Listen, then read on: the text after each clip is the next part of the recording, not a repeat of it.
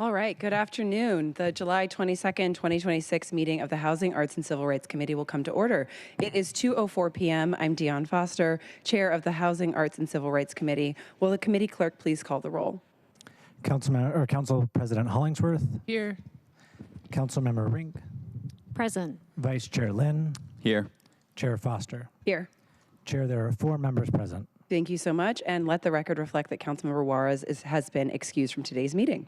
If there is no objection, the agenda will be adopted. Hearing no objection, the agenda is adopted. We will now open the hybrid public comment period. Public comments should relate to items on today's agenda or within the purview of this committee. Clerk, how many speakers are signed up today? Currently, we have 20 in-person speakers, and there are 12 online remote speakers. Okay, thank you. With more than 30 speakers, each speaker will have 1 minute. We will start the in-person speakers first. Clerk, can you please read the public comment instructions? Each speaker will have 1 minute. We will start with in-person speakers first. Oh, I'm reading that. There we go. The public comment period is up to 60 minutes. Speakers will be called in the order in which they are registered. We will begin with in-person speakers first and then move to remote speakers. Speakers will hear a chime when 10 seconds are left of their time. Speakers' mics will be muted if they do not end their comments within the allotted time to allow us to call on the next speaker. Public comment period is now open, and we will begin with the first speaker on the list. This will be Patrick Foley, followed by Emily Thompson, and then Kyle Kite. Hi, thanks. I want to speak about the service fees. My partners and I have a building at 23rd and Union called Midtown Square, and so I just want to use it as an example. What I'd like you to urge you to consider how we look at service fees. So specifically pet rent, I know that's really a hot issue for a lot of people. We have 432 units in the building. About 150 of our residents have pets, mainly dogs. And the pet rent is, I don't know, somewhere between $35 and $50 per pet. And what that goes for is mainly not for the unit, it's for the common areas. The pets do a lot of damage to the corridors, to the carpets for replacement, the elevators. And then we also have a pet, like a cleanup area, like almost like a spa, I guess you'd call it, for the pets. And then, but the big thing actually is the landscaping on the outside of the building. A lot of people use those areas to give their pets relief. And that's where the majority of the cost goes. So I just would ask that you consider that when you're thinking about this issue. Thank you. Our next speaker is Emily Thompson, followed by Kyle Kite, and then Dan Urson. Hi, my name is Emily Thompson, and my company develops, owns, and operates publicly funded affordable housing in Seattle. I support the goals of this legislation to increase transparency for renters and establish stronger guardrails against bad actors who pass along unreasonable costs. However, I cannot support this legislation as currently proposed. I participated in 3 stakeholder meetings with the mayor's office on this legislation, but it was not true stakeholder engagement process. No meaningful data was provided, and many questions went unanswered. At the final meeting, staff opened by stating that the legislation was already fully developed and they had no intention of making any further changes. We need more than political optics. We need effective policy that protects renters without creating additional costs that those renters will ultimately bear, and without unfairly villainizing the broader landlord community in the process. As proposed, the elimination of pet rental fees will result in modest rent increases for all residents based on the choices of fee. Affordable housing providers operate on extremely thin and often non-existent margins. As drafted, this legislation will increase overall operating costs, which inevitably must be absorbed by renters. Thank you. Thank you. And if you don't finish your comments, you can place them in the bucket that's right there. Yeah. Thank you. Our next speaker is Kyle Kite, followed by, I believe it's Dave Urson, and then Jake Mason. Either one. Good afternoon. Council members, my name is Kyle, and I have the fortune that we run a family-owned company, my wife and I in Seattle, that supply housing to about 1,500 residents in the region here.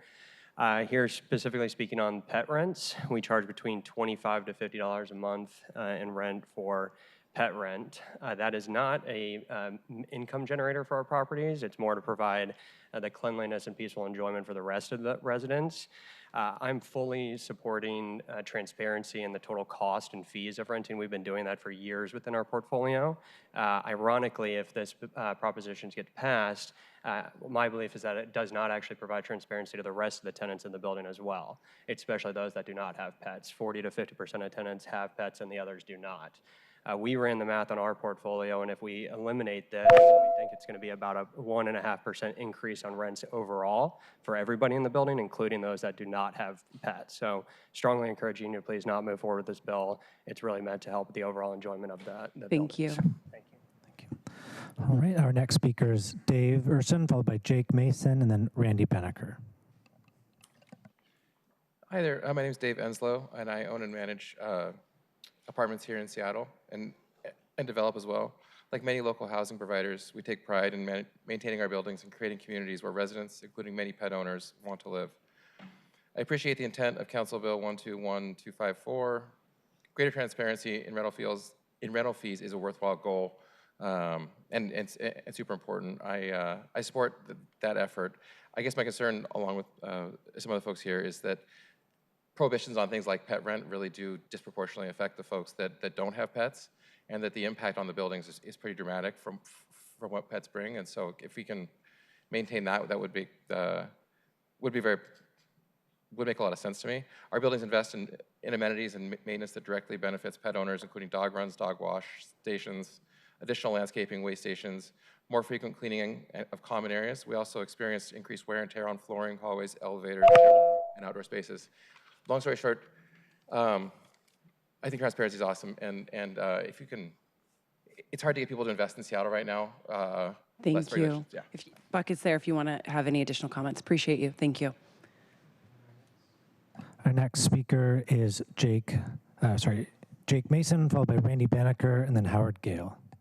Awesome. Good afternoon, committee. My name is Jake Mason. I'm here with the Washington Multifamily Housing Association. Flagging for the committee that there are multiple issues that still remain to be resolved within this ordinance, including just some easy wins that are going to continue to accomplish the goals here, maintain the integrity of the ordinance, but simply just need to be addressed as matters of administration. One such issue that I'd like to flag for you today is around renters insurance. Without the ability to impose a mandatory fee for noncompliance with lease terms of renters insurance requirements, the avenues available to housing providers include eviction of noncompliant tenants or forced placing entire buildings, one of which leaves tenants homeless and the other of which leaves tenants overpaying and underinsured at the same time. So we strongly believe the tenants ought to have the right to choose their own insurance provider. Forced placing an entire building, even if you calibrate for like a median tenant, ends up leaving them underinsured and overpaying in their rent. So the second issue is around optional services. I think the markup ban here is too wide. If we're going to allow tenants to choose which services they opt into, but not allow a profit, they just won't be offered. Please send the rest of your comments either in the bucket or via email. Thank you. All right. Next, we have Randy Beneker, followed by Howard Gale, and then Alicia Ruiz. Chair Foster, members of the committee, Randy. We're going to pause for just a second, Randy. I'm going to let you adjust the mic because we're not hearing you very well, and then we'll make sure your time starts. You can use the larger one. It was just pointed down away from you, so closer. Yeah. Like this? Yep. Okay. Thank you, Chair, and members of the committee. I'm Randy Beneker. I'm here on behalf of the Seattle King County Realtors, and want to thank you for the opportunity to comment on the Do Not Solicit legislation. We share the city's goal of stopping, your goal of stopping unwanted calls and predatory home buying practices that target vulnerable homeowners and, importantly, critically strip away their hard-earned equity. We're on the other side of that discussion, and we support the amendment that's before you today that would require accurate contact info on communications, because this, again, creates a bright line between legitimate behavior and predatory behavior. We want to advance legitimate behavior wherever we can, particularly in the discussion of real estate. And so we ask that you not chill legitimate, transparent communication from state-licensed, state-regulated real estate professionals. Please take the time to narrow the definition of solicit and allow reasonable communications that give homeowners information. Thank you, Randy. And box is there if you need to add any additional info. Thank you. Thank you.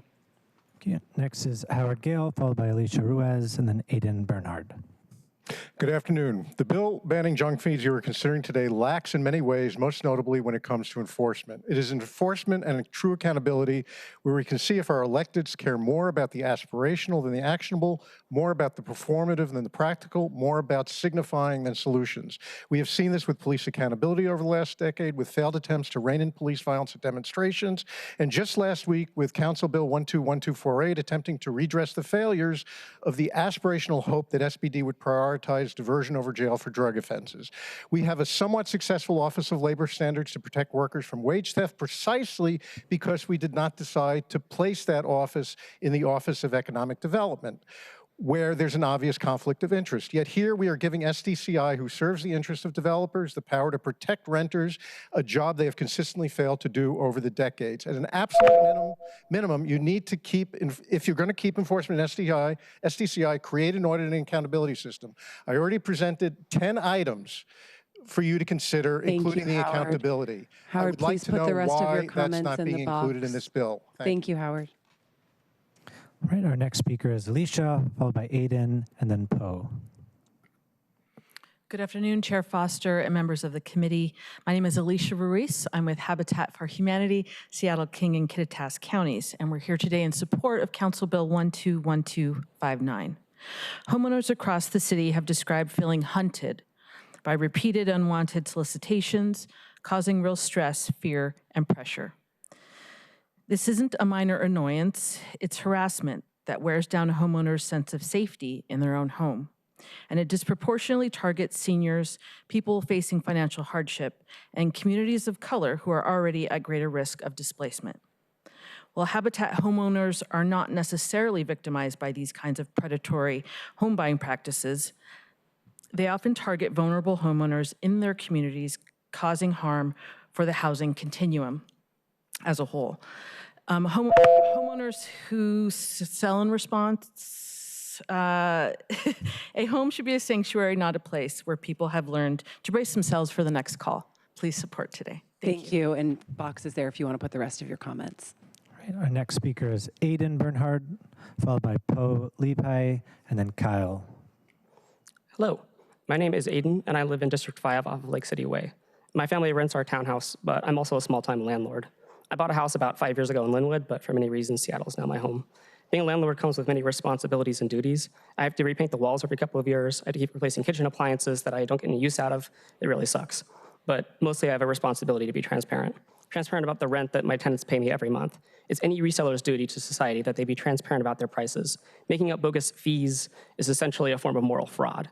Junk fees are essentially just that, especially pet rent. Pet deposits make sense because pets are dirty and damage things. I get it. I have 2 very messy cats. But a monthly fee does nothing but steal money out of the tenant's back pocket when they aren't looking. Raising rent is the only ethical, transparent way to cover costs. We don't allow vendors to defraud their customers at the supermarket. Don't let landlords defraud their tenants by nickel and diming them for nonsense. Ban all junk fees, no exceptions. They're fundamentally illiberal. Thank you. Our next speaker is Poe Lepi, followed by Kyle McBride, and then Caroline Russell.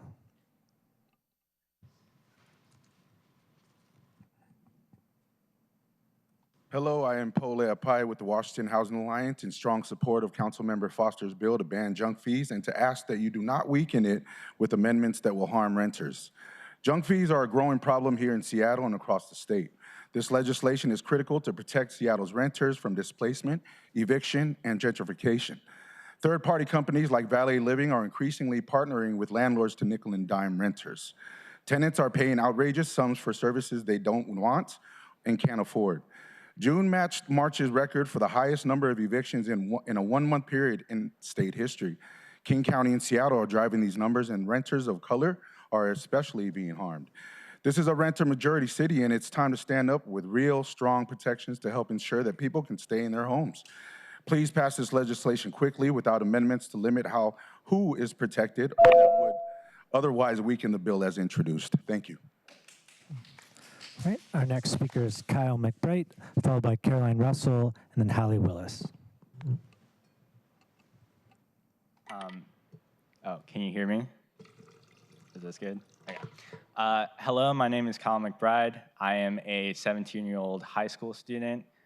My generation is the first generation in the United States that cannot expect to have a better life than their parents did. Part of this reason is because so many people in my generation are not able to afford housing that their parents might have. And part of this problem in Seattle is the junk fees. There are so many barriers that people in my generation have from attaining a affordable life, and junk fees are one of them. So I strongly support Councilmember Foster's bill to ban all junk fees. Thank you. All right. Our next speaker is Caroline Russell, followed by Hallie Willis, then Amanda Lynn. Hi, Council. My name is Caroline Russell. I am a renter in District 3 and a housing justice advocate. I've lived in my last apartment for 2 years, and in those 2 years, I paid thousands of dollars in non-refundable pet fees for a cat who did no damage to my apartment, fees to pay my own rent online, fees for access to a gym I didn't use, for Wi-Fi I didn't use, and untold others. I've also worked directly with unhoused people in my neighborhood and others for years, and I've helped them go through the challenging and daunting process of getting into housing for the first time in a very long time. And these fees, especially pet rent, are often the difference between somebody finding real stability and ending up back on the street. The majority of Seattleites, as others have said, are renters, and all of them are fed up with being nickeled and dimed by landlords. Our eyes are on you. I ask that you support and do not weaken this bill. Thank you. All right. Next, we have Hallie Willis, followed by Amanda Lynn and Ethan Steger. Good afternoon, council members. My name is Hallie Willis, and I'm the policy manager at the Seattle-King County Coalition on Homelessness and a renter and a pet owner in District 5. Here today in strong support of the junk fee legislation sponsored by Councilmember Foster and coming from the mayor's office. This is a housing fairness issue. Junk fees like pet rent and made-up administrative fees raise already high housing costs for renters who can't afford it. You wouldn't charge rent to a baby. Why would you charge rent to a cat or a dog? We already pay damage deposits and pet deposits. Pet rent is excessive and unfair. This legislation is a step forward for housing fairness, and we urge you to pass it at full strength. Thank you. Okay. Our next speaker is Amanda Lynn, followed by Ethan Steger, and then Lam Ho. Hi, council members. My name is Amanda Lynn. I'm a renter in District 3. I'm also an organizer with House Our Neighbors. And I wanted to say every time that working people ask for something as basic as fair pricing, we're told that the rental housing industry simply can't afford it and will have to pass on the cost to renters.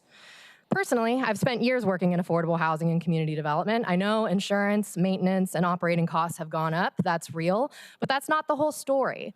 The rental housing industry tells a very different story to their investors than they do to their renters.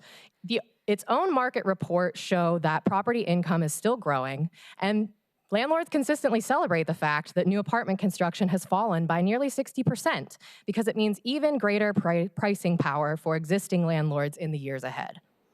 That's not an industry that's on the brink. That's an industry that's expecting stronger returns. And that's why these junk fees matter. Every mandatory fee is $1 transferred from a worker's pocket into a landlord's wealth. Thank you. Our next speaker is Ethan Steger, followed by Lam Ho, then Kate Rubin. Hi, good afternoon, Council. My name is Ethan Steiger. I'm a renter in District 4, and I currently don't pay any junk fees, and I feel incredibly lucky to be in that situation. But also, in looking for what comes next for me in my housing, I'm scared on where I can move, where I can live without being priced out by fees that I didn't know were coming. And as a community organizer for your city, I talk to renters every single day who face the same pressure, and it's a barrier to housing, where we can live, and what's accessible to us as the working class of Seattle. Please ban junk fees. Thank you. All right. Next is Lam Ho, followed by Kate Rubin, and then Ashley Greenberg. Good afternoon, council members. Thank you for your time. My name is Lam Ho, and I'm the general manager for the Transit Riders Union. As I was commuting here and walking under the terribly hot sun, a thought came to me. I really wish I were inside at home and testifying remotely. But that made me realize that I needed to come in and be here because I have a home. And there are many people who don't have homes as a result of evictions. If you're not aware, in 2025, we had another record year of evictions, 12% higher in King County. And that was from 2024, which was already a record. It's not a COVID crisis, it's now an affordability crisis. And you've heard about profit margins, how slim they are. You've heard about potential costs to the maintenance of the outdoor area or pet areas. You've heard about profit, but think about the consequence that for those who might end up being evicted if tenants don't get relief from junk fees. That's the cost that we should be considering. Thank you so much. Thank you. Next is Kate Rubin, followed by Ashley Greenberg, and then Carl Nelson. My name is Kate Rubin. I am the co-executive director of Be Seattle, co-chair of the Seattle Renters Commission, and a renter living in District 2. I urge you to support the bill to ban rental junk fees and the amendment to ensure that renters can choose optional services individually instead of being required to buy them in a bundle. This will close a potential loophole that would allow landlords to group an essential service with other services to save themselves money without considering that renters cannot afford the added costs. We've already seen this with low-income seniors in shag buildings who have been forced to pay for cable in order to have internet. Buildings with amenities, including allowing pets, already charge higher rents. Pet rent is exploitative double dipping. There is no justification for charging renters $50 to $200 per month or $600 to $2,400 every year for having a pet on top of the damage deposit, which often exceeds $2,000. Thank you. Our next speaker is Ashley, followed by Carl Nelson, and then Aaron Tulloch. Good afternoon. My name is Ashley Greenberg. I'm a Seattle native, a UW Law grad, and I'm here today in my capacity as a small landlord. My husband and I bought a house in 2011 on Capitol Hill with a backyard cottage, and we use the rent from the cottage to help us pay our mortgage every month. We're really good landlords, and I pride myself on being a good landlord and on housing my tenants who have been a restaurant and bar manager, a childcare worker, several tech workers. They're great. But also, we're in competition with big landlords that don't advertise all their fees, and we do, so we look more expensive, and then we're just not as competitive in the market when it comes up. Thank you so much for allowing me to speak today. Thank you. Next is Carl Nelson, followed by Aaron Tulloch. Hello, members of council. My name is Carl Nelson. I'm a 17-year renter in District 4, a board member of the Seattle Social Housing Developer, and a co-chair of the Cedar Crossing Tenants Association. I'm here in my personal capacity today to speak in favor of passing the junk fee legislation with Councilmember Rink's amendment without delay. As a renter and tenants organizer, I have seen firsthand the way small and not so small superfluous fees add up to deceive and burden the rental consumer. And as a resident in low-income housing, I've also seen the way that small, unexpected bills have a way of upending the lives of our most vulnerable members of community. This legislation is about transparency, fairness, and consumer protection. I urge the council to adopt it without delay with Councilmember Rink's amendment. Thank you for your time. Thank you. Our next speaker is Aaron Tulloch, and then our final in-person speaker will be Representative Sean Scott. Good afternoon, Chair Foster and members of the committee. My name is Aaron Tulloch, FMS Global Strategies, on behalf of the We Build Back Better Alliance and 110 businesses and community organizations in strong support of the Do Not Solicit list. You already collected the evidence yourself. Of 66 homeowners who responded to Councilmember Foster's office, 36% reported 41 or more solicitations in 2 years from Central, Northwest, Northeast, Southeast, and Seattle. That is a citywide practice. This ordinance answers it. A homeowner opts into the office, publication becomes legal notice after 30 days, and solicitation after that is citable. Amendment 1 requires solicitors to identify themselves, which is what makes anonymous callers citable at all. But the bill creates a right without appropriating $1 to enforce it. Please fund the Office of Civil Rights. Pass it, adopt Amendment 1, and fund the enforcement. Thank you. All right, our final in-person speaker is Representative Sean Scott, and then we'll move to remote speakers, starting with Lydia. Excellent. Thank you, Thank you very much, and good afternoon, members of the committee. I'm Representative Sean Scott from the 43rd Legislative District. I have to say it is nice to be in a legislative chamber that is overrepresented by people who rent, coming from Olympia, where landlords dominate not only the population of our chamber, but often the legislative outcomes that emerge from it. Despite that hurdle, we were able to pass rent stabilization a couple of years ago, my first year in office. But a lot more work remains to be done to make life more affordable for renters at a time when affordability, I think, is a central concern for people not only in our city, but across our state and the country as well. I think this is legislation that some would categorize as a slam dunk.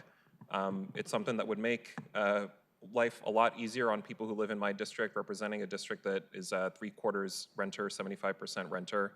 I know it is something I hear quite a lot about, so I'm hoping that we can urge strong passion and passage of this bill with Councilmember Ring's amendment as well. Thank you very much.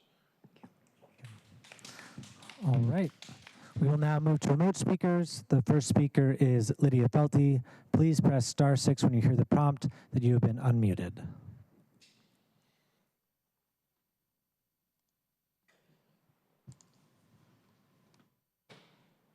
Hi, my name is Lydia Felty. I'm a renter in D3 as well as a co-chair of the Seattle Renters Commission. The Renters Commission supports banning junk fees to reduce hidden and unnecessary housing costs.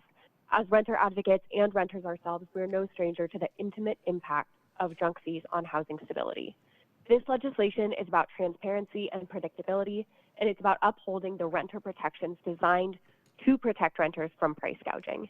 As such, we also strongly support Amendment 1, closing a loophole that would allow landlords to skirt this important legislation by bundling optional fees, exploiting tenants by charging for goods and services that are neither wanted nor used. And as we just heard from a Capitol Hill landlord, my neighborhood, this legislation would not prevent landlords from setting fair market rents or charging for truly opt-in services. Rather, it would help make the market more fair. This comprehensive junk fee ban with its enforcement mechanisms and Amendment 1 is a clear need. Please pass this ordinance with Amendment 1 and without any weakening amendments. Thank you so much. Thank you. Our next speaker is Casey Burton, followed by Jesse Wasson.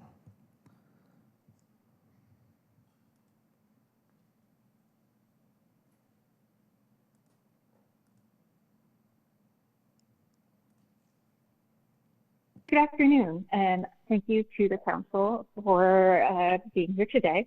I'm asking that you support this bill, including Councilmember Ring's amendment.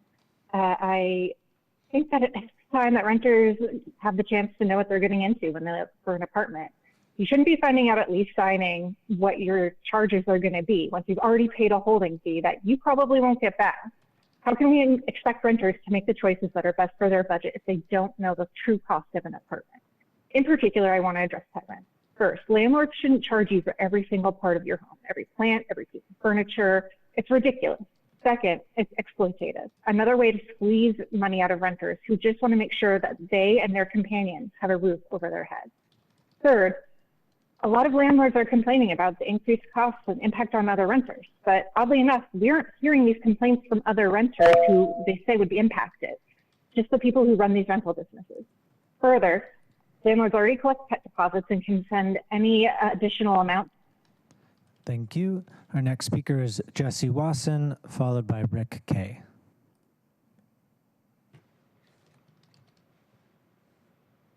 Good afternoon, Chair Foster and members of the committee. My name is Jessie Watson, and I'm the Deputy Director for Inspire Washington. We are the state's cultural advocacy organization serving every community by driving public investment and supporting policies that provide more uplifting science, heritage, and arts programs.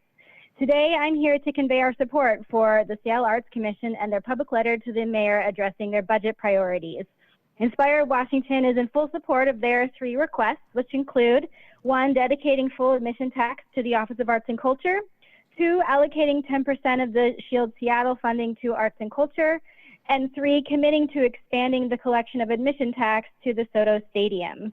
Inspire Washington and the Seattle Arts Commission recognize this work will require a broader coalition with state lawmakers, hello, Representative Scott, and regional partners, and we strongly encourage the cities to support and participate in the advocacy. Thank you so much for your time and attention, and we look forward to continuing these conversations.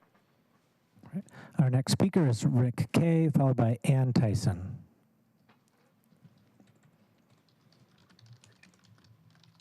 Regarding predatory housing practices, please remove the restriction that a person has to declare that they're not interested in selling. A person should be free from oppressive solicitation regardless of their position on selling. Just let people opt out. There's no need to pry into people's personal lives. Also, let's be clear, many of these solicitations are the result of the predatory practice of excessive upzoning, which is designed to make the properties more appealing to corporate investors than to working class residents. Excessive upzoning by definition does not increase density, but does increase displacement and rental costs. Please advocate for regulation of wholesalers at the state level, which is what is done in at least a dozen of the states, and just say no to the billionaires in their request for excessive upzoning. Excessive upzoning is a predatory housing practice. Eliminate that. Thank you. Right, our next speaker is Ann Tyson, followed by Emily D.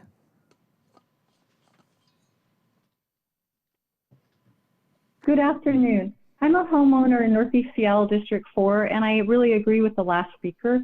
I'm also here to strongly support Councilmember Foster's Do Not Solicit legislation and the related amendment number 1. I've witnessed more than one case of displacement of vulnerable neighbors on fixed incomes, including a couple who had lived in their home for at least 60 years and were having a bit of trouble getting the moss off their roof and decluttering.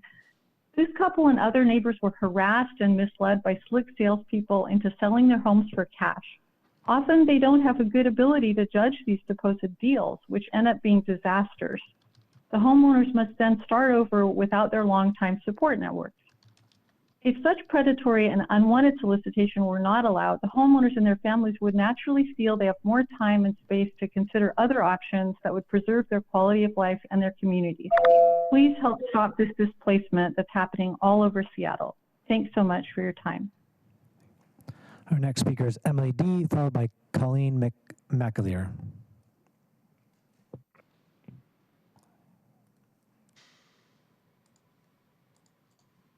Thank you, council members. My name is Emily Rosenzweig. I'm a tenant of District 1, and for years now, our tenants in our building have been subsidizing our landlord to the tune of about $70 grand a year, which does not even take into account charges like pet fees. A few years back, our trash fees increased by $45 a month when our landlord chose to contract with 2 third-party services, Valley Garbage and Waste Experts, because they could not keep up with the flow of garbage from the chutes and because they cut a maintenance person at the property.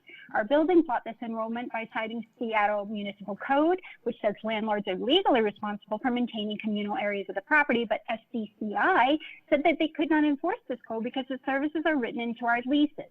This is when I learned a lease that can legally enforce something, that a lease can legally enforce something even if it appears to be written in violation of city code. Landlords are shirking the financial responsibilities of property maintenance while charging residents double and triple the contracted rates for these services. Renters need protection and meaningful accountability. Thank you. Thank you. And our next speaker is Colleen McAleer, followed by Lois Martin.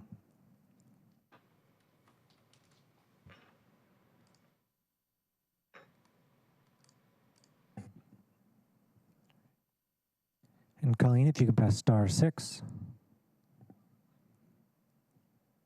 Yep. Hi, good afternoon, City Council members. This is Colleen McAleer, Laurelhurst Community Council, representing over 2,000 residents. We support Council Bill 121259. Across the city, there are so many homeowners who have budgeted, worked hard, 2 jobs, bought a home where they could age in place, and build equity for themselves and their extended families for the future.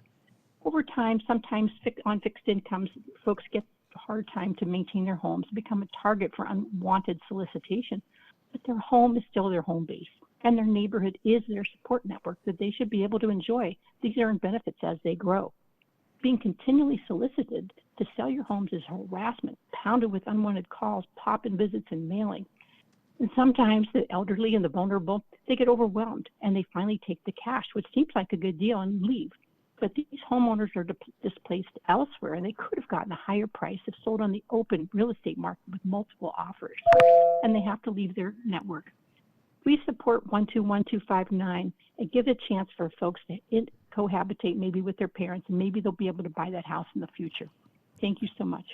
Thank you. Our next speaker is Lois Barton, followed by Mason Fagan.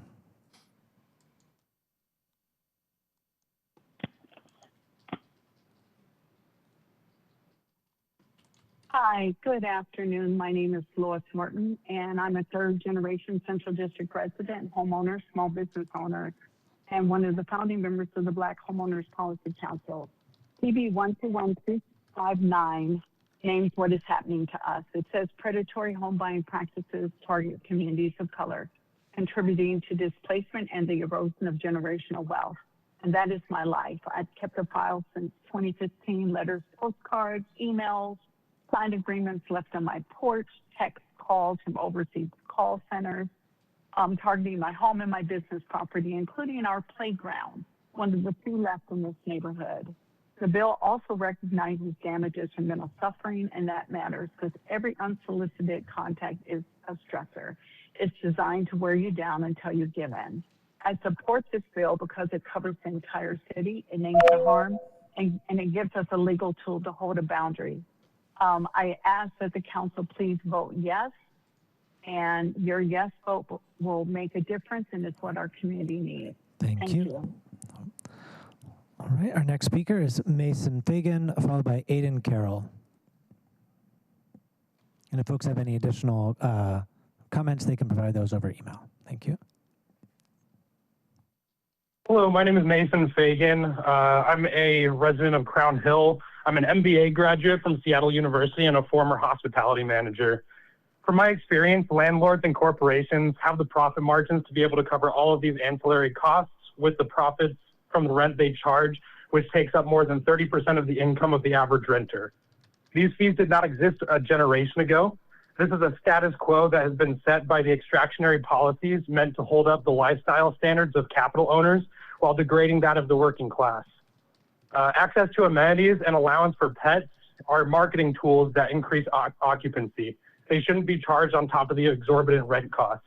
I urge you to put money back in the pockets of renters who make up 60% of the population of Seattle. This money will allow residents to spend on local businesses that have been struggling for years now. I encourage you to view my full analysis in my email after this meeting. Thank you. Our next speaker is Aiden Carroll, followed by Benjamin Meritz.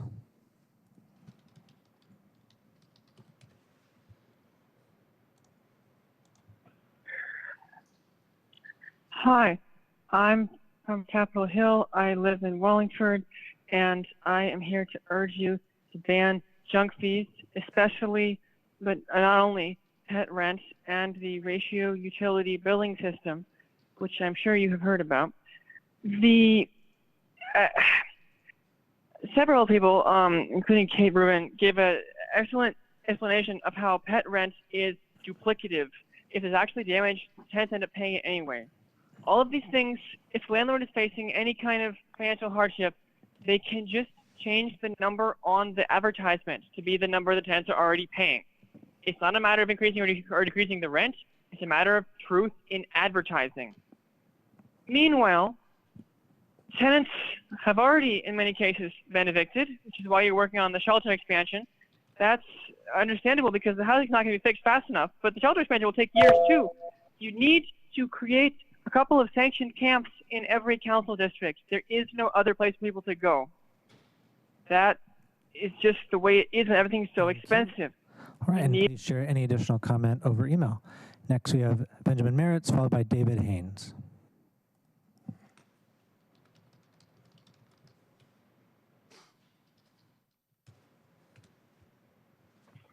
Hi, my name is Ben Meritz. I am a property manager here in Seattle. We manage about 5,000 homes in Seattle, almost all of which are affordable to people earning between 40 and 60% of the area median income. I'm here with comments about the junk fee legislation. I support greater transparency and predictability in pricing for apartments. I think it will benefit both housing providers and renters as well, and I applaud the process that the mayor's team has gone through to build consensus around this. I would like to talk about pet fees in particular. Our business has been able to keep rents stable and even have them decline. On average, our rents are about 4 to 5% lower today for our residents. And a big part of that is because we're able to control our costs. Pets in the buildings do create quite a bit of cost that should be borne by the pet owners, and pet rent is the most fair way to do that. Thank you. Thank you. And our final two speakers are David Haynes, followed by Tasha May.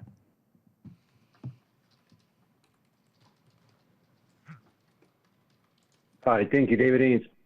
Is council going to share the fines to the homeowners who get themselves on the do not solicit list? Anyway, we need better protections from corrupt landlords, some of whom are on city council, self-dealing with backstabbing restrictions on the comprehensive plan, denying a better choice in housing to appease the greedy sellouts who don't want people building back better, higher, denser, more robustly, due to sellouts taking advantage of a supply and demand squeeze, and the corrupt, nonprofit, unqualified group of politically connected that cannot build 21st century first world quality housing, who wants to weaponize the MHA fee funds.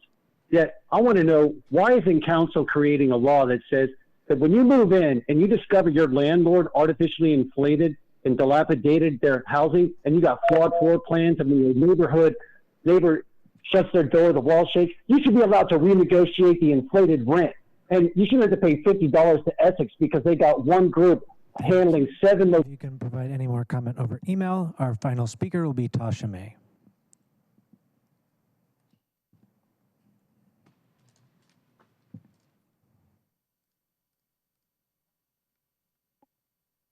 Good afternoon, Chair Foster and members of the committee. My name is Tasha May. I'm the Director of Operations at FMS Global Strategies. I'm also the founder of Advocacy Queen, a nonprofit that teaches people how to speak up for themselves and get through systems that were not built for them. I support Council Bill 121259. My grandmother is in her 90s. She has never listed her home, and she still gets calls, the mail, and the knocks. It does not stop when she says no. That is the point of it. Your own record shows more than a third of respondents got 41 or more solicitations in 2 years. This is wearing people down until they give in. The families hit hardest have the least room to push back, and this city and the same families blocked out of owning homes for generations. That is the house that is that house is the only thing that they have to pass down. Pass Council Bill 121259, adopt Amendment 1, because anyone who will not sign their legal name to a solicitation is telling you who they are. And fund enforcement. Protection nobody enforces is not protection. Thank you. Thank you. And there are no additional registered speakers. Okay.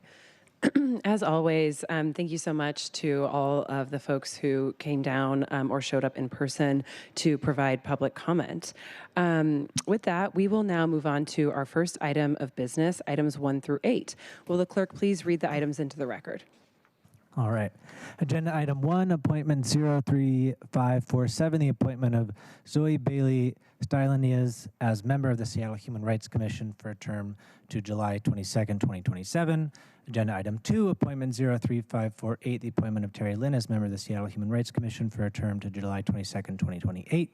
Agenda item 3 through 8, appointments 03549 through 03554, reappointments of Katie Sophie Gonzer, Philip Lewis, Nicholas G. Layden, Brandon Monson, Beverly Smith, and Kyle Tibbs as members of the Seattle Human Rights Commission for terms to July 22nd, 2028. Agenda items 9 through 11, appointments 03555 through 03557 of Adinakumbi Ajobi, Rashad O'Neill, and Daniel Ramirez as members of Seattle Disability Commission for terms to April 30th, 2028. Agenda items 12 through 15, appointments 03558 through 03561, reappointments of Balvina E. Cortez, Shelby Day, Naomi Snow, and Sawyer Stearns as members of the Seattle Disability Commission for terms to April 30th, 2028. Agenda items 16 through 17, appointments 03562 through 03563 of Sawyer McCrabb and Cadence Sagan as members of the Seattle LGBTQ Commission for terms to April 30th, 2028. And agenda items 18 through 19, appointments 03564 through 03565, reappointments of Andrew Ishafu and Ashley E. Ford as members of the Seattle LGBTQ Commission for terms to April 30th, 2028. You know, we just don't give enough appreciation to the clerks. Thank you so much for that. I appreciate that. And I meant to say at the top, today we'll be voting on appointments to the commission. We will also be voting my bill on homeowner privacy and protections. And we will be hearing a discussion around amendments for the junk fee legislation, but we will not be voting the junk fee legislation out of committee today. So meant to say that at the top in case anybody is waiting. So just so you have that information for those of you in chambers or tuning in online. And with that, I would like to invite up to the committee table, who's already here, Sebastian Wilson from the Seattle Office of Civil Rights, who will provide an overview of the Human Rights Commission, Disability Commission, and LGBTQ Commission and their selection process for these appointments. Before you introduce yourself and begin, I just want to express my appreciation to the Office of Civil Rights for their work to support commissions and their work to help with the appointment process. It's a lot of work to put these together and identify people, and it's a lot of work for the people who volunteer their time on these commissions. And with that, also an appreciation to the folks serving on the Human Rights, Disability, and LGBTQ commissions for your service to the city. These commissions play an important role in advocating for and elevating the needs of communities they represent, and are important partners in ensuring that the council, the mayor, and all of our departments deliver on our promise of equitably serving with our residents and engaging. Sebastian, we'll let you introduce yourself, provide an overview of the appointments, and then we will open it up to questions from colleagues. Sounds good. Thank you, Chair Foster. Thank you, committee members. Thank you, Sage, for all of your help in the consideration of these nominations and having them on your agenda today. My name is Sebastian Wilson. I use he, him pronouns, and I'm a capacity development advisor with the Office for Civil Rights and also the acting staff liaison to the Human Rights Commission. The Office for Civil Rights is honored to house the Disability, Human Rights, LGBTQ, and Women's Commission, and very honored to offer these candidates here today for 3 of them. The Human Rights Commission advises the city on human rights issues affecting the people of Seattle, and they're currently aligning and finding shared priorities with council, community-based organizations, and have begun developing a relationship with the King County Human and Civil Rights Commission as well. They focus their work on the areas of housing and unhoused populations, criminal legal system reform, human trafficking, government relations and affairs, and also hear all appeals of investigation decisions made by our office, as well as host the annual Human Rights Day event in December, which this year is on December 13th at the Washington Hall Ballroom, open to everyone in the public, and would love to see as many people there as possible. The Disability Commission advises and collaborates with city elected officials on disability-related issues. They initiated the closed captioning ordinance, implemented wheelchair charging stations in city buildings, and recently co-sponsored the Disability Pride Proclamation. They're also advising and currently working on the current Seattle transit measures. Their committees focus on advocacy and representation, security and access, and internal commission growth and development. Our LGBTQ Commission collaborates with city officials on matters concerning the LGBTQ community. Their current work plan focuses on intersectional advocacy, community empowerment, and commission sustainability.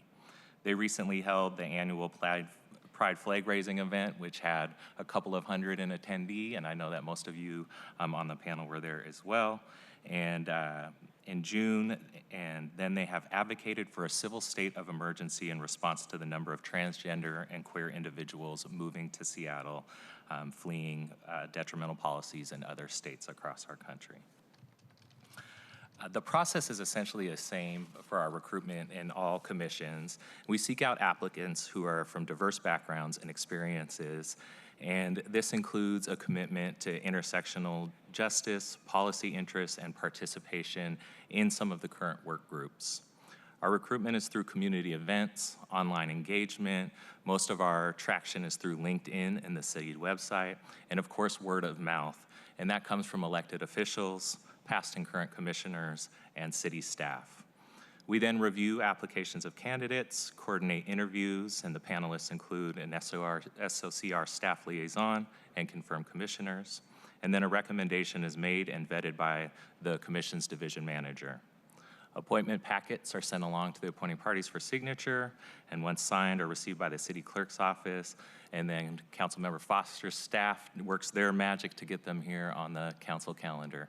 And so then they're all moved forward to council for full consideration. There is a large slate today, 19, which is fantastic because we're looking forward to the work that they can accomplish together in the remainder of this year and beyond. Thank you so much for that overview. I appreciate that. And many of these are reappointments to commissions. Colleagues, I will turn to you to see if you have any questions.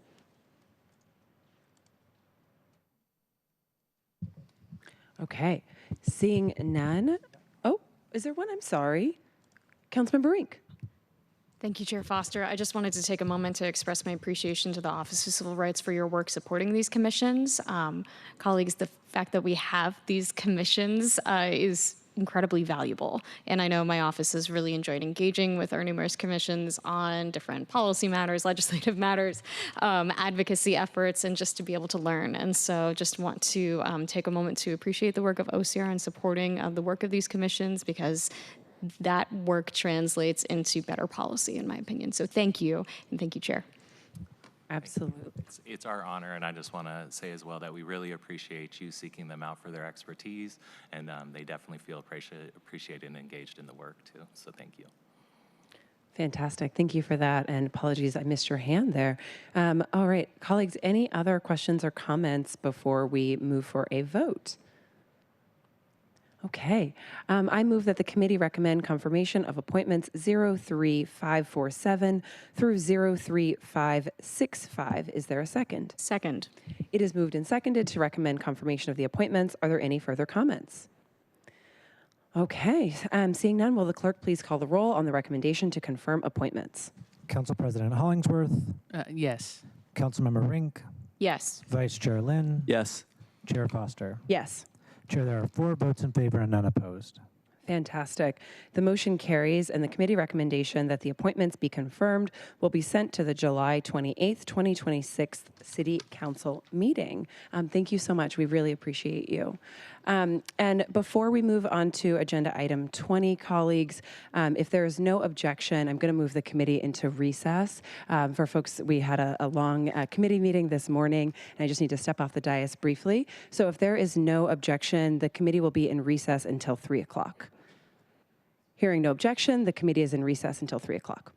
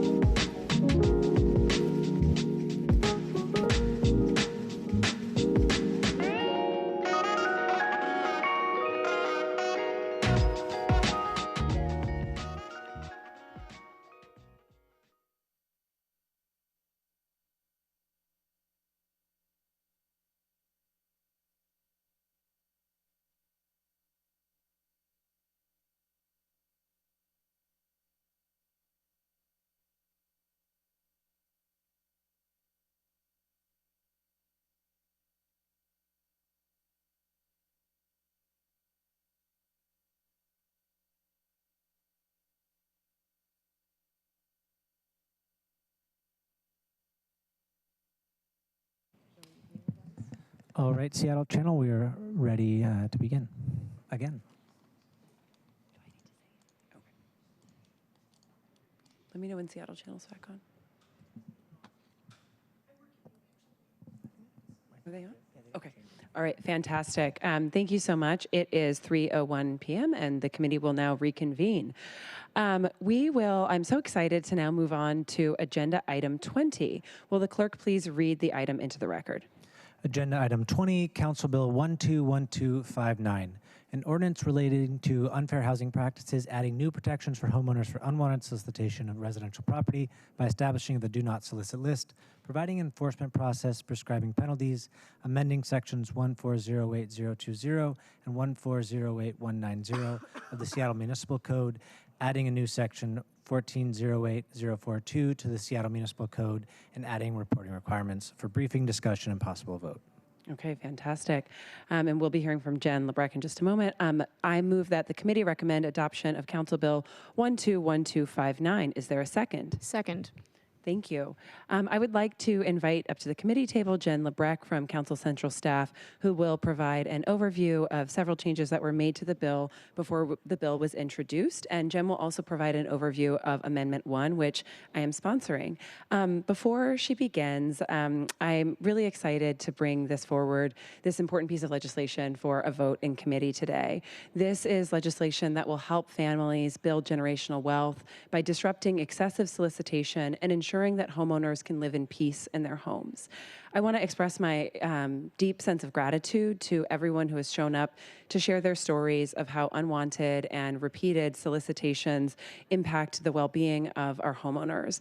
I in particular want to express appreciation to folks who came to committee last month and spoke on this, Shakundi Salisbury, Maria Bateola, and Gregory Davis. And I also want to express my gratitude to Jen and Tracy with Central staff, and I forgot to put her on here, but Sarah from Law. You know, this was something that I heard about often in community, and it's actually, since we've introduced the bill, I've had folks, when I talk to them about it, I say, oh, you know, we're trying to help people stop getting calls to get them out of their homes. Before I can get maybe 10 words out of my mouth, folks go, oh my God, that's happened to me, or that happens to somebody I know, or this is really incessant, or let me show you this text message, or these 40 text messages. And since introducing this, I think we've come to understand exactly how widespread this practice is in our city. And it's my intent with this to make sure that we are protecting our homeowners from unwanted solicitation and also striking a balance. We took an approach with this bill where we've created an opt-in, do not solicit list. And because of that, and I know Jen will speak to this, because we've chose to opt in, we wanted to be inclusive of various kinds of solicitation practices. Because from what we've heard from folks, if you're adding this name to the list, if you choose to add your name to this do not solicit list, it's because you're seeking to have peace and privacy from various forms of unrequested solicitation. So I just wanted to reiterate that, and then I will hand it over to Jen to speak to the bill. Or excuse me, to the changes in the bill. Good afternoon. Again, I'm Jen Lebrecq. I'm with City Council Central staff, and I'm here today to talk about the Do Not Solicit Ordinance, mostly with a focus on changes to the draft that you all had seen as part of an information item on several council or committee agendas.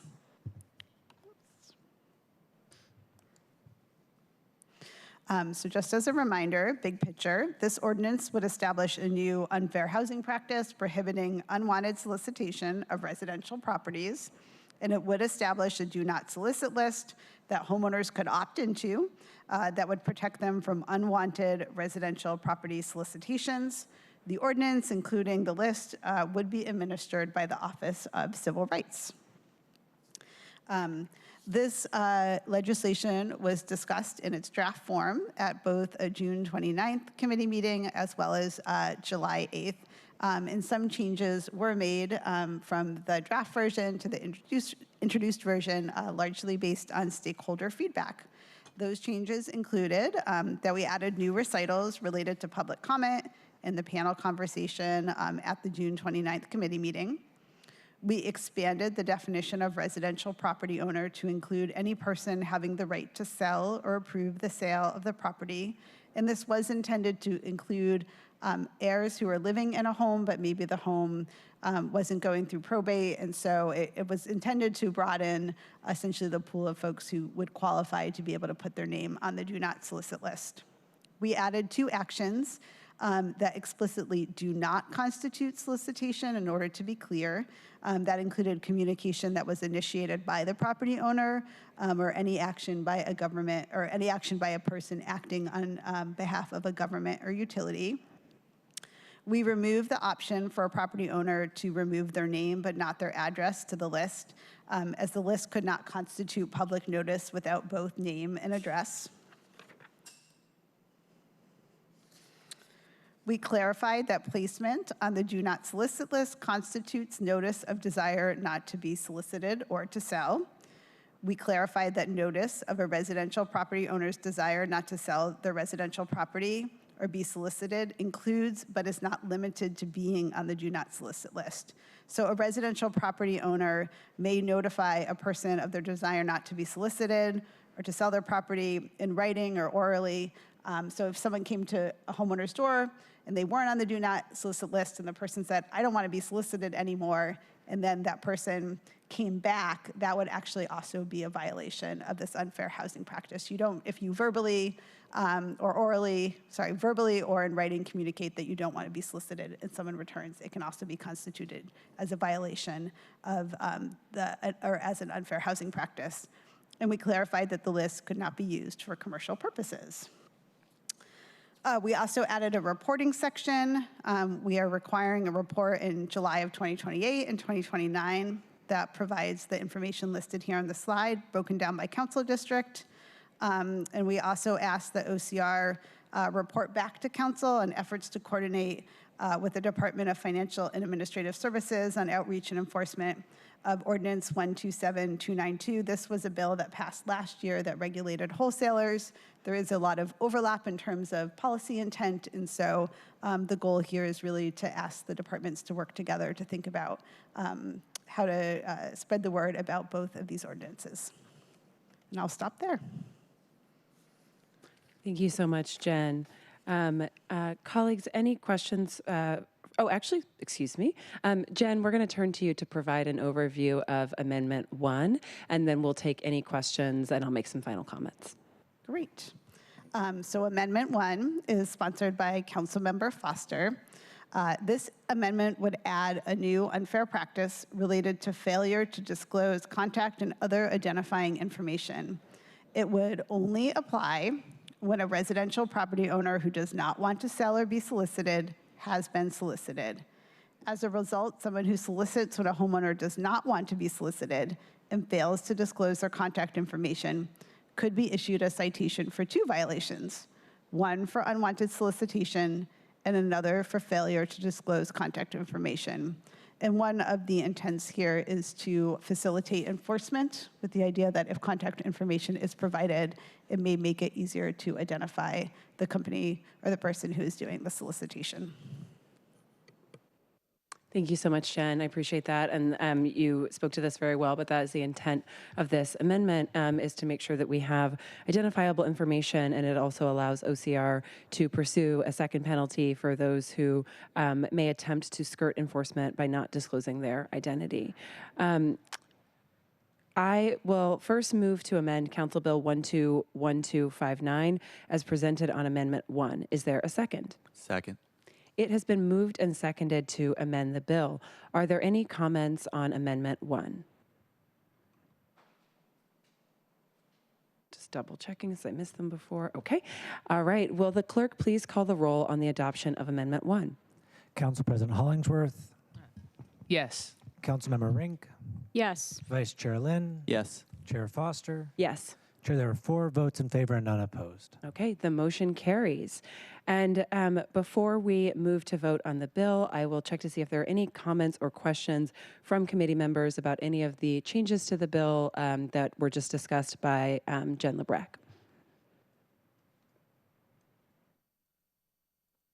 Council President Hollingsworth. I don't have any questions. Is this the last time we can speak before? This is your time. Sorry, it's just It's a long day. My apologies. So I just wanted to thank you, Councilmember Foster, for bringing this and doing the stakeholdering that you've done. I know we've heard feedback from a lot of folks regarding this and trying to err on the side of caution and the solicitation piece and the definition of that. And so I know you really care about that and trying to protect people as well and not have unintended consequences. So I support this. I'll be voting yes on this today, just understanding some of the concerns that I've heard from community, some stuff that I've experienced as well. We've gotten a lot of feedback from people, and I know this strengthens last year what council passed, just in addition to that regarding the soliciting piece, just protecting homeowners. And I think a really big piece of this is more so on the enforcement side, that the city can obviously do a better job and still want to continue to work with our realtors and all them, so we're not having, again, the unintended consequences as well to this. So anyway, supporting this today and really appreciate your time and attention and the process that you ran to get to this point. So thank you, Chair. Thank you so much, Council President Hollingsworth. Councilmember Lynn, you are recognized. Thank you, Chair. I just want to express my strong support and great appreciation for your efforts, for everyone who came to testify and who has helped contribute to this bill. We know that we have a lot more work to do, especially when it comes to our efforts to allow families to stay in place, to address those displacement concerns. And I think this is going to be a super effective and efficient way to address these constant contacts, these harassing calls and texts and mail. It's, you know, I think it's going to be, I think it's a relatively small number of folks that engage in that activity of who reach out to homeowners. And, you know, after this bill is passed and the system is set up, it will be very easy to enforce because there will be a very clean list of opt-in folks. And I think once the word gets out, you know, people will say, hey, all you have to do is put your name on this list and you can stop those harassing calls. I think word will spread quickly for homeowners who don't want to keep getting those. So anyway, just super excited to see this, and obviously we'll need to work on the budget side next, but strong support. Thank you. Thank you so much, Councilmember Lynn. Councilmember Rink, you are recognized. Thank you, Chair Foster, and I want to join in the chorus of gratitude to you for your work on this bill and responding to a very serious community concern. I really appreciated the panel that we had in committee just a few weeks ago and just what was outlined before us. And I think it's clear that this issue is not just a one and done, and our work will continue on addressing this because nobody should be harassed out of their home, and particularly intentionally misled or manipulated in the ways that are clearly happening across our community. So this bill is, to me, a step in the right direction for pushing back on these harmful practices that are taking advantage of people and fueling displacement across our communities. So I'm looking forward to voting yes today, and I thank you again for your work. Thank you so much, Councilmember Rink. I will provide some final thoughts prior to the vote. And, you know, I'll just say, and actually, first let me thank you in particular, Councilmember Lynn. We're very lucky to have a lawyer with an expertise in housing practice on this committee. And I appreciate your feedback, the work that you did with central staff on some of these pre-introduction changes to make sure that we are really honing in on the intent of this legislation. So I want to appreciate you for that. And Councilmember Hollingsworth, I want to appreciate you for the connections that you've brought to this legislation, and in particular, you know, your experience as a longtime Central District resident and homeowner and community leader have been really invaluable as we've been working on and shaping this legislation. And Councilmember Rink, I really appreciate your support today and all the comments that you've provided as we've discussed this in committee. I think this is our third time now. So just want to express my gratitude to you colleagues for all the ways that you've worked to make this bill a better piece of legislation. And I want to say, you know, I believe really deeply that the people of the city committee who have worked so hard to purchase a home, who have worked so hard to hold on to their homes, in particular with the forces of gentrification. I believe that we owe them every effort to ensure that they maintain their stability. And when we hear of the things that I've heard of during this practice, whether that is letters to homeowners that say, my child would really like to purchase your house, and the hurt that that homeowner feels when they've raised their family in that home. Whether that is what we heard in committee very early on about people showing up unsolicited on your doorstep and leaving contracts there for a signature for your home, whether that is people leaving candy for your grandchildren to try to entice and encourage people to agree with that solicitation. Those are practices that just shouldn't be happening.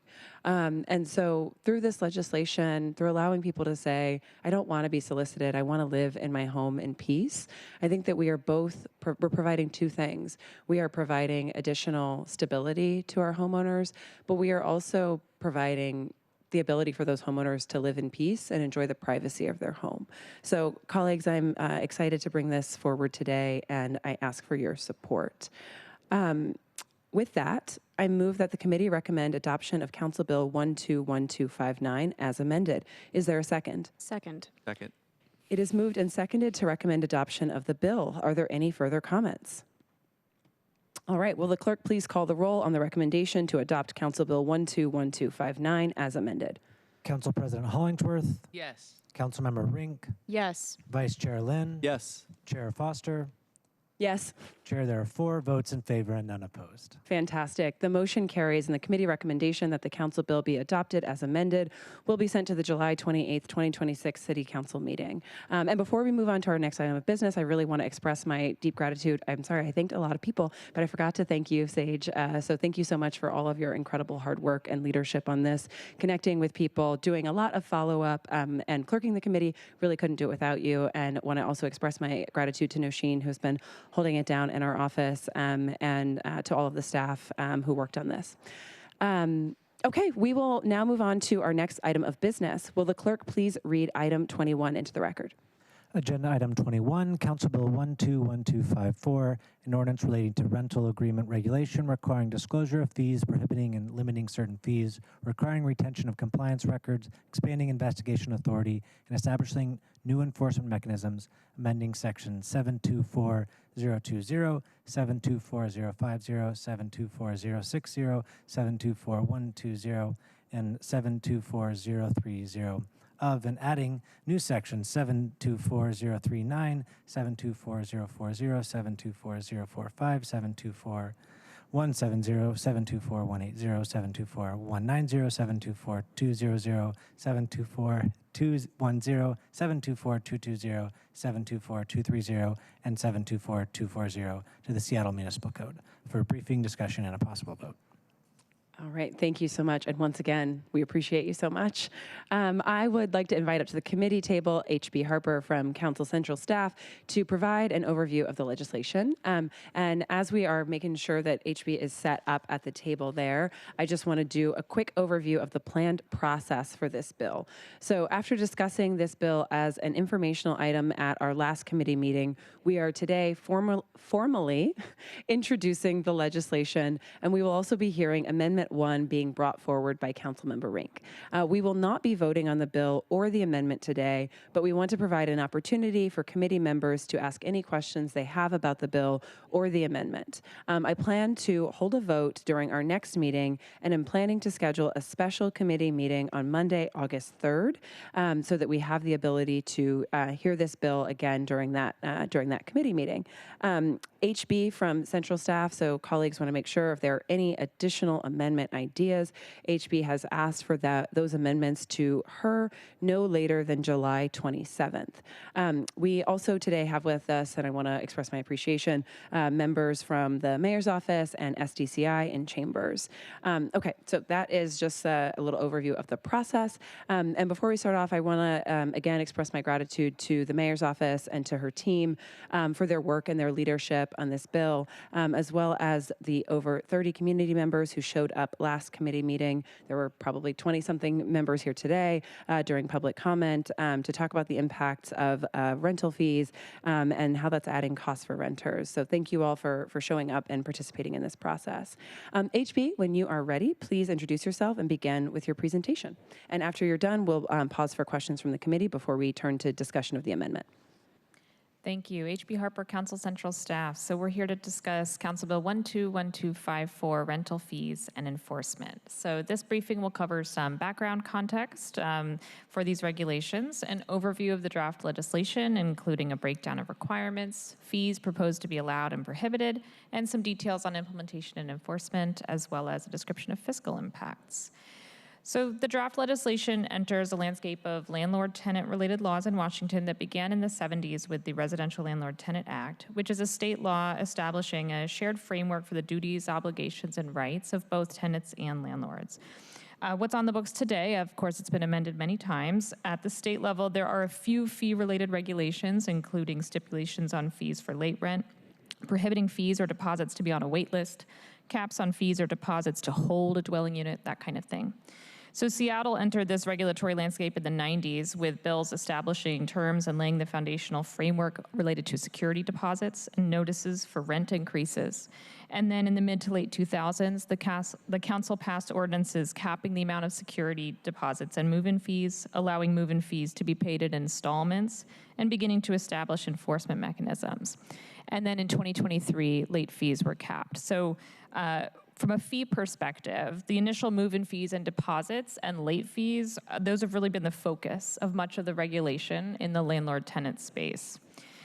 So this legislation moves beyond those to address other fees landlords may charge and the transparency for the prospective tenant regarding the total cost of living. So first, and perhaps most importantly, the legislation requires that advertisements and rental applications for rental units disclose all costs up front. So that includes the monthly rent, any discounts, utilities, whether those are included or not, and the amounts of all fees that the tenant will be assessed. So that disclosure is the first component that's important to understand as a key piece of the bill. Next, of course, it addresses fees, which we'll get to in a minute. And then there are requirements for landlords to retain records, documenting compliance with these laws. And finally, there's quite a bit of detail on enforcement, and I'll go through some of that in detail after we talk fees. So there are essentially three categories in the bill for fees. Category one is sort of fees that are allowed, and then there's optional, and then prohibited. So allowed in this case means that a landlord can assess them across the table. A tenant doesn't have to opt in.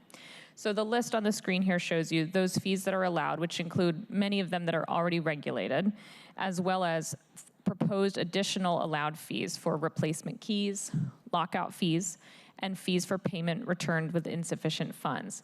And in all of those cases, there are caps on those three additional fees, and there are already caps on the already regulated fees. And all of those are detailed in attachment 1 to the memo that was sent via email a few days ago. So, within the stipulations, a tenant doesn't have to opt in. They can be assessed any of these fees as long as, the landlord is meeting the stipulations that are laid out in the bill. In addition to these, landlords may assess optional fees. And an optional fee is where a tenant opts in to paying for a particular good or service. So these optional fees must meet 4 requirements: clear disclosure, affirmative opt-in, so they can't be defaulted in, they need to choose to opt into the fee, a clear method for opting out that it involves no charge or fee to the tenant that needs to be disclosed up front. And finally, if the landlord contracts with a third party for a good or service, the cost to the tenant cannot exceed the cost to the landlord. So we did the first category, fees allowed, second category, optional fees. Finally, we have prohibited fees. And prohibited fees are determined to be unfair or excessive, so they cannot be assessed as optional even if they meet those requirements we discussed on the last slide.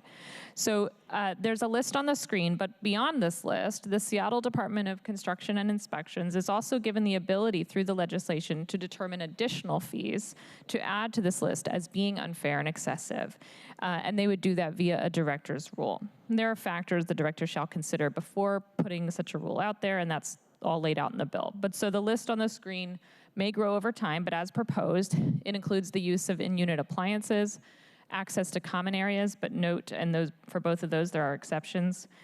Fees to accept rent payments, access mail, perform any aspect of landlord duty, and any partial change in tenancy for adding or removing roommates. Finally, it prohibits that monthly fee for keeping a pet, although pet damage deposits can still be assessed. So that all feels really meaty. But the true meat of this ordinance, in my opinion, is in the enforcement. So a lot is dedicated to sort of implementing these regulations, and it represents a pretty significant shift that I'd like to try to walk you through.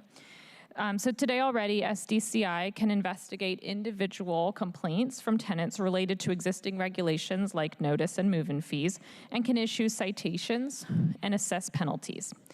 This legislation gives SDCI the power to initiate an investigation on a broader scale, beyond an individual complainant, and look at a building-wide or company-wide issue and enforce the regulations at that scale. So this is where that records retention requirement becomes important, because the department may request those records, those documents, and create required timelines for response to those requests via director's rule, and if needed, through the hearing examiner, subpoena the landlords. SDCI can refer the subpoena or any case under investigation to the city attorney's office for filing a civil action. And again, that's a pretty significant shift from how things work today. So in a situation where a violation is found, there are remedies and penalties spelled out in the draft bill.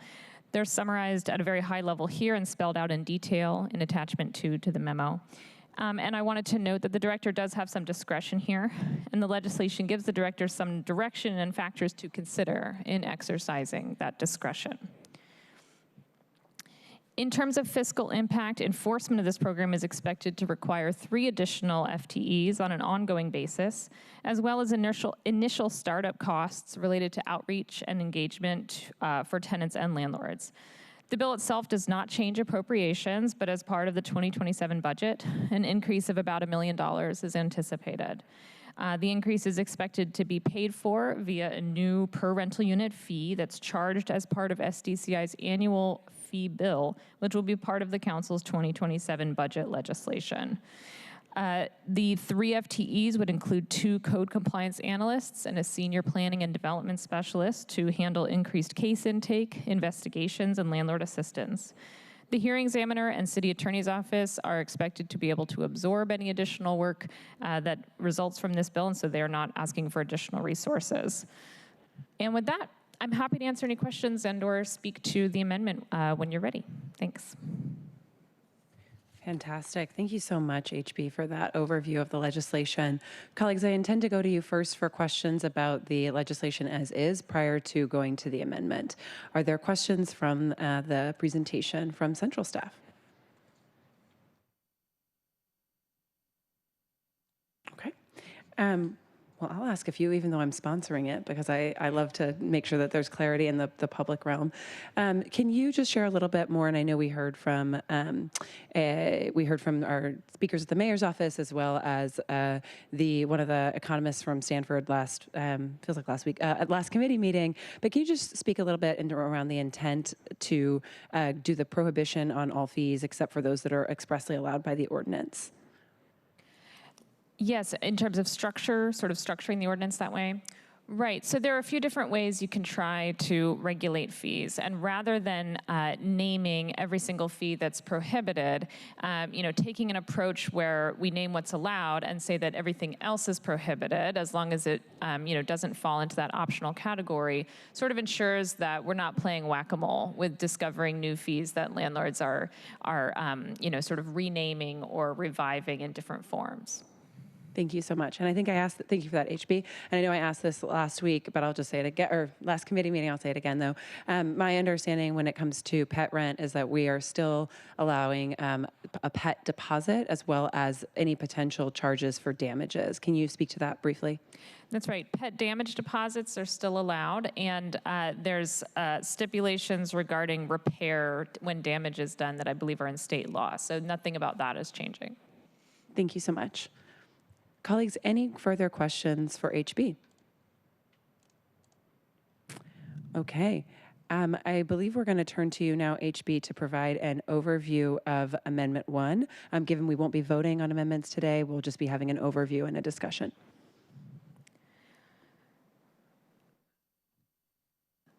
Thank you. So Amendment 1, sponsored by Councilmember Rink, would add a fee, a stipulation to the list of optional fees.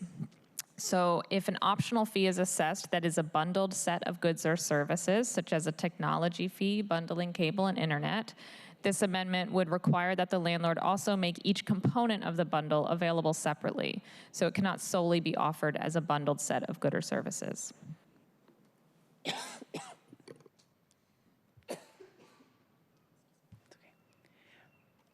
Okay, thank you so much, HB. I wanted to make sure you didn't have anything further. I appreciate that overview. And Councilmember Rink, I'd like to recognize you to speak to your amendment. Thank you, Chair Foster, and thank you, HB, for the overview on this. Colleagues, this is a very straightforward amendment, and I brought this forward after direct discussions with tenants' rights advocates and folks who work in tenant support services and legal aid. I'm bringing this forward because I believe this will serve as an important clarification and the closure of a possible loophole to ensure no junk fees or banning would be required to receive a service that to many is essential. So while bundling isn't the most common issue we face today, I have concerns that it could become more frequent. So this is the reason that I brought this amendment forward. Thank you. Thank you so much for that, Councilmember Rink. Colleagues, are there any questions for HB or Councilmember Rink on the amendment as put forward in committee today? Council President Hollingsworth. Yeah, no questions, just a comment. Thanking Councilmember Rink for putting this forward and, wholeheartedly supporting junk fees and the amendment that's put forth today as well. We'll not have any amendments to the legislation and just looking forward to supporting it as is. Thank you. Thank you so much, Council President. I appreciate that. Checking for hands here. Okay, going once, going twice. Are there any final comments or questions from committee members? All right, fantastic. Thank you so much, HB. We really appreciate that. And again, want to express my gratitude to the mayor for bringing this legislation forward and to mayor's office staff, to Karam, for all of your hard work on this over the last several months. Are there any further items of business to come before the committee? Okay, hearing none, this concludes the July 22nd, 2026 meeting of the Housing, Arts, and Civil Rights Committee. Colleagues, our next scheduled meeting is August 12th. However, as I mentioned to you earlier, I have an intent to hold a special meeting earlier in August, so we will notice that shortly. Thank you all for attending. It is 3:33 p.m., and we are adjourned. Thank you.